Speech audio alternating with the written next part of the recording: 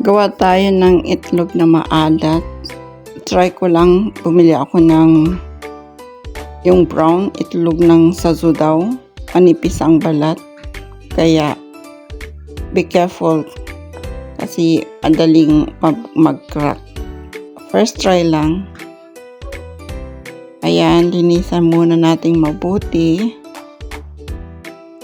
para pag binabad natin is malinis.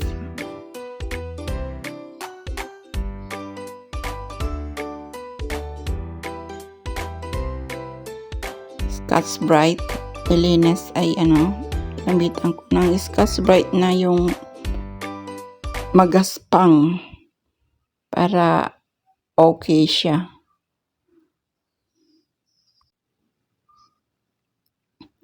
Pagkatapos nating linisan, i-set aside natin. Ayan.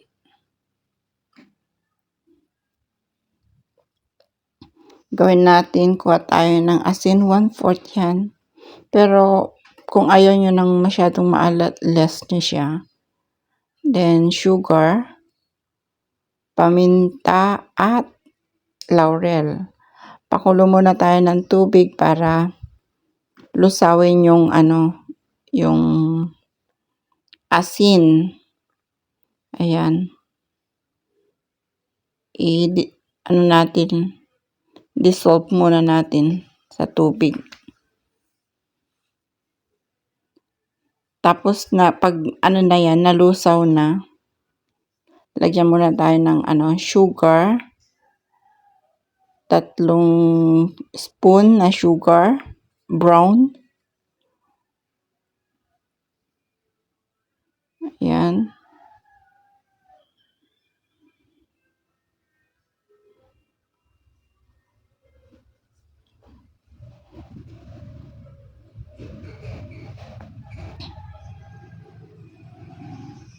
Tansyahin nyo na lang yung ilagay nyong asin. Kasi masyadong yan. Naparami ko ng asin. I-lessen nyo na lang. Pagkatapos pag nalusaw na yung asukal, saka ilagay natin yung laurel, saka paminta. Para masarap yung niya. Aroma, yung sa loob niya, yung bread. Naglagay ako ng 2 paminta. Yung 2 pack lang. Okay na masyadong mangangamoy na siya.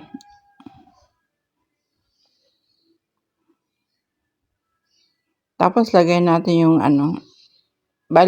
dagdagan natin ng tubig. Yung i-rinse natin kasi sample lang yung ginawa kong itlog. Ayan, lagay natin sa empty container. Arrange natin siya.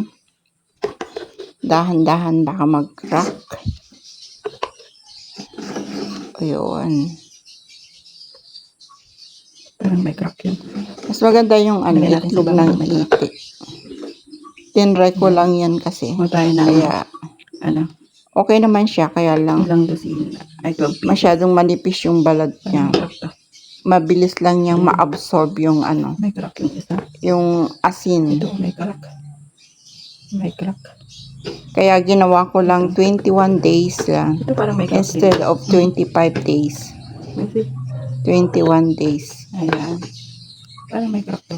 Ang pala niyan, pag inilagay mo siya, magfo-float siya. Lagyan natin yan sa babaw. Pag okay na siya, yung natin sama to. May crack. ready na siguro yung Ayan, hintayin natin. siya, bababa na siya. Bababa na yung itlog. Hintayin natin lumamig. Ayan, malamig na siya. Lagay na natin sa sa container. Okay na yan. Dahil okay na siya, malamig na, lagay na natin yung tubig. Ayan. Uy, eksakto yung 1 litro. 1 1 litro. May asin pang hindi nalusaw. Pero okay na yan. Ayan. Try natin ng 25 days. 25 days. Kung Ayan na muna. Dahil palutang-lutang siya para magiging lulubog lahat. Kumuha tayo ng ziplock. Ilagyan natin ng tubig. At ilalagay natin sa ibabaw para maging siya. Lulubog lahat. Pabigat. Pampabigat. Ayan. Ayan. Eksakto. Natin siya. Ayan.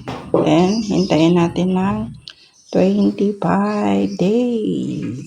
Ayan. Ayan siya. Ayan na. 2 weeks or 2 weeks na ito. Nung first day, andito pa lang siya. Tapos pag umaapaw ng umaapaw. Wow, nag-crack ata siya. May isang nag-crack ata. Nag-crack. Pero okay lang yan. Ayun. 2 weeks, 1 week more. Isang linggo pa tapos ilalagay na natin. Try natin kung okay na. Ayan. First, try salted egg.